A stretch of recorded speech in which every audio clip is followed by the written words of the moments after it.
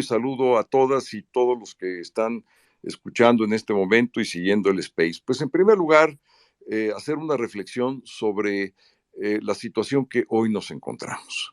Nos encontramos en estas circunstancias por un gobierno que esperábamos que cuando menos cumpliera los principios democráticos básicos.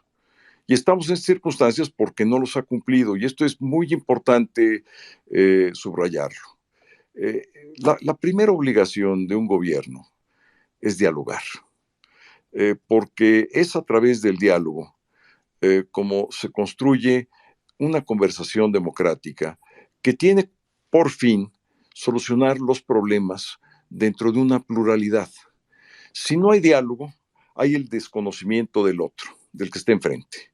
Y si no hay eh, un diálogo con el otro, pues no hay pluralidad. Entonces solamente hay una visión, una manera de ver la realidad, de ver las cosas, y están las imposiciones, y una vez que éstas empiezan, como el hecho de las iniciativas del presidente, que no se les mueva una sola coma, pues no hay nada que hacer. Entonces, simplemente una mayoría se va imponiendo en las piezas legislativas que requieren mayoría solamente, no una supermayoría o mayoría calificada, como es el caso de la reforma eléctrica, de la cual ahora voy a hablar.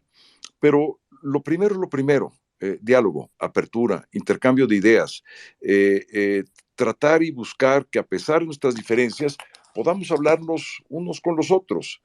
Mira, lo que es increíble, y esto a lo mejor les va a parecer sorpresivo a quienes están escuchando, es que siendo el PAN el principal partido de oposición, no ha tenido un diálogo directo ya de entrado el cuarto año de gobierno con el presidente López Obrador. No solamente no nos ha visto, ni nos ha escuchado, como pasaba en las épocas de Salinas con la izquierda.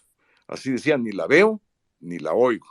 No, ha sido todavía peor, porque ha habido no solamente eh, presiones, descalificaciones, el uso de los instrumentos del Estado para atacar a nuestros liderazgos, como es el caso de Ricardo Anaya y de otros más, a nuestros gobernadores, como es el caso de Cabeza de Vaca. Eh, entonces, pues, ¿de qué democracia estamos hablando? Si no hay diálogo, si es el uso faccioso de la justicia o de la procuración de justicia, ¿de qué democracia estamos hablando? Cuando el gobierno decide el presupuesto sin escuchar absolutamente a nadie, hace con él lo que le viene en gana, que es el principal instrumento de política pública del país, el presupuesto. Tuvimos más de 2,000 intervenciones durante 3 días en la Cámara de Diputados y no se aceptó una sola propuesta de toda la oposición. Y déjenme decirles algo que también les va a sorprender, como esto del diálogo. Un segundo dato, que es fundamental. En la elección pasada, de junio pasado, en votos federales, que se escuche bien y claro, obtuvimos casi 23 millones de votos la oposición en conjunto. La coalición oficial, integrada por Morena, el Partido del Trabajo y el Partido Verde Ecologista de México, obtuvo 20 millones de votos. ¿Qué quiere decir? Que en votos federales ahora contamos con más, somos la mayoría mayor de este país, y esto no es retórica, no son encuestas, son votos puestos en la urna. 20 millones contra 23, cifras aproximadas, digamos, pero aproximadas para no fraccionarlas en decenas o centenas. Simplemente para decir esto. Ahora, si comparamos lo que ganó la coalición Va por México y lo que ganó la coalición de Morena, nosotros ganamos un poco más de 19 millones de votos y ellos alrededor de 20 millones. Entonces estamos empatados. Entonces lo que nosotros nos preguntamos es, cuando alzamos nuestra voz, cuando formulamos nuestras propuestas, el gobierno tiene la obligación de escucharnos. La obligación no es una concesión graciosa o gratuita, es la obligación de escucharnos. ¿Por qué? Porque estamos representando al otro México, al México que no ha tenido voz, al México cuyas propuestas sistemáticamente son rechazadas, al México que demostró que en esta zona metropolitana hay ya otro pensamiento. Desde Tlalpan hasta Toluca es un territorio en donde los ciudadanos transformados en electores decidieron por la coalición Va por México. El mismo corazón de Morena les fue arrancado, claro, están muy molestos, están muy intranquilos, muy nerviosos, pero con esos votos federales, ¿qué logramos? Pues logramos además romper la mayoría calificada en el Congreso, que es clave para las reformas constitucionales. Y por eso, el próximo martes, el presidente López Obrador será derrotado, y será derrotado por una mayoría opositora, sin lugar a dudas, particularmente la conformada por Va por México, que es la mayoría opositora por la cual hablo, y particularmente el Partido Acción Nacional.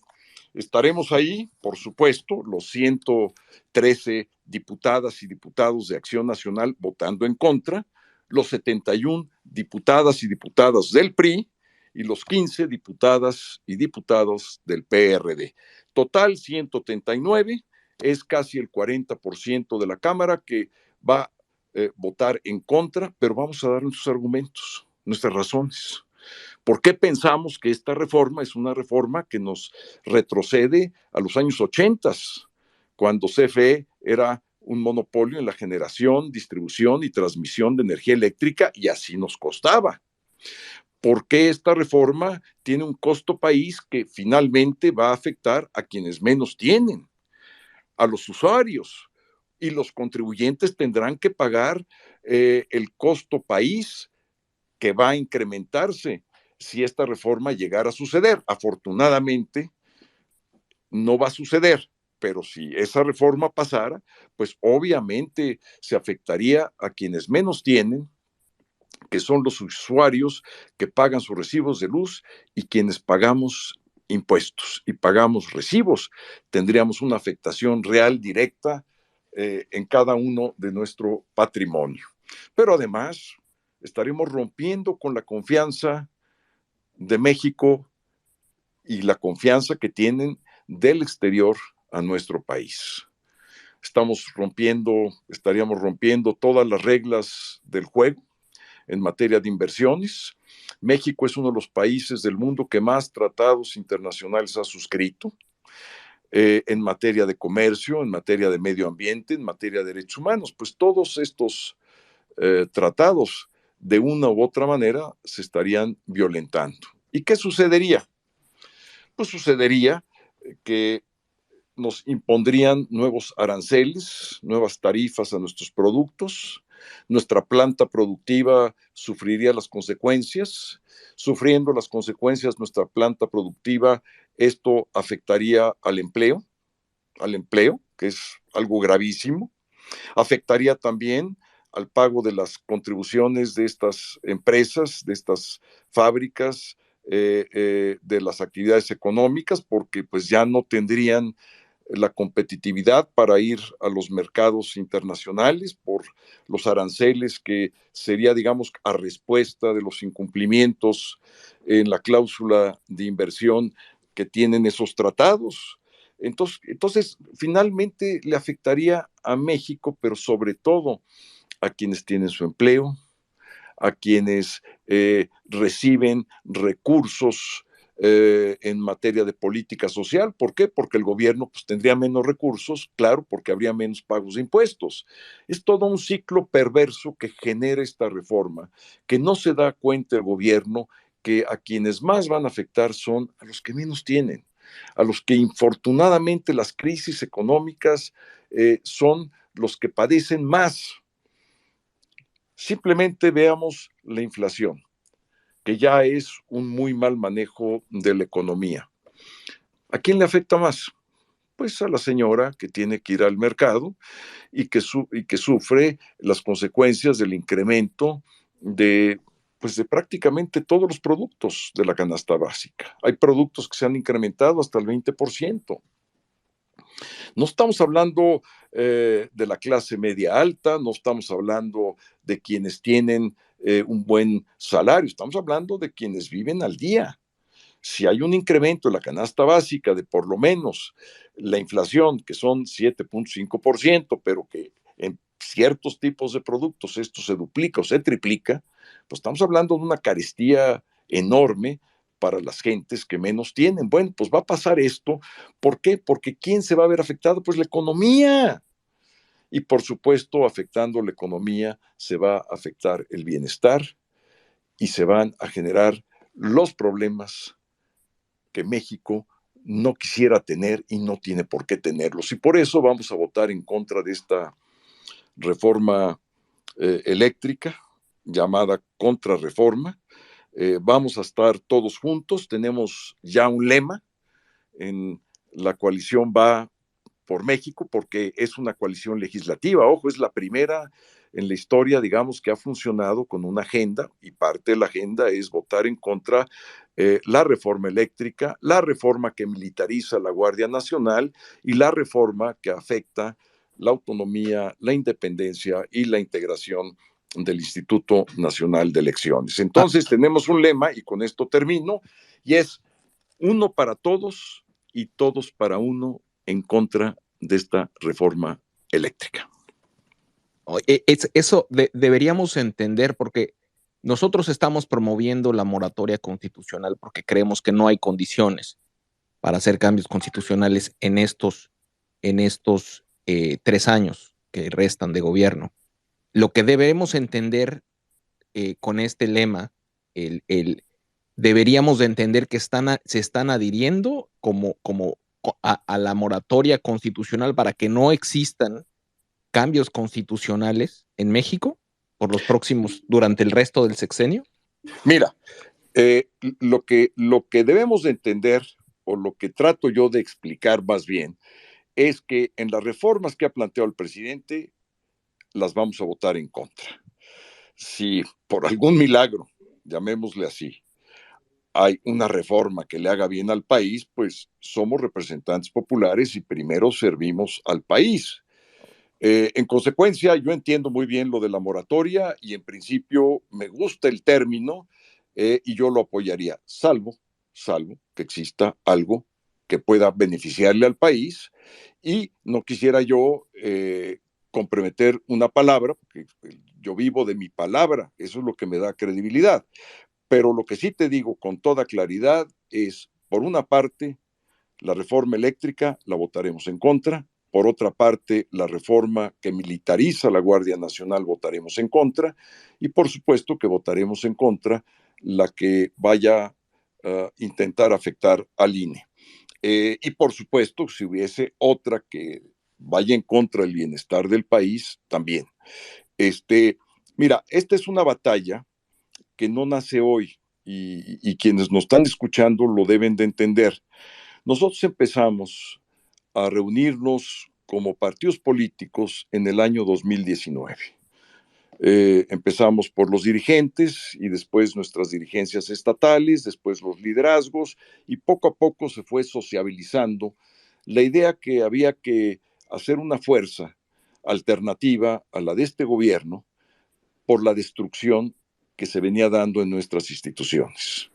Seguro Popular, estancias infantiles, refugio para las mujeres maltratadas, lo del aeropuerto de Texcoco, el Seguro Popular, más recientemente las escuelas de tiempo completo. Entonces ya veíamos venir, digamos, una situación muy grave desde todos los puntos de vista, atacando, digamos, las instituciones modernas que habíamos creado con mucho trabajo, nuestra generación y otras más, y particularmente cuando ya empezamos a ver los ataques no a las instituciones producto de políticas públicas, sino a las instituciones constitucionales, es decir, al INE, al IFAI, al Banco de México, Hay que recordar, digamos, los ataques al Banco Central, por supuesto, la manera como se votó la integración de la Comisión Nacional de los Derechos Humanos, verdaderamente una burla a la democracia y una burla a los derechos humanos, lo que aconteció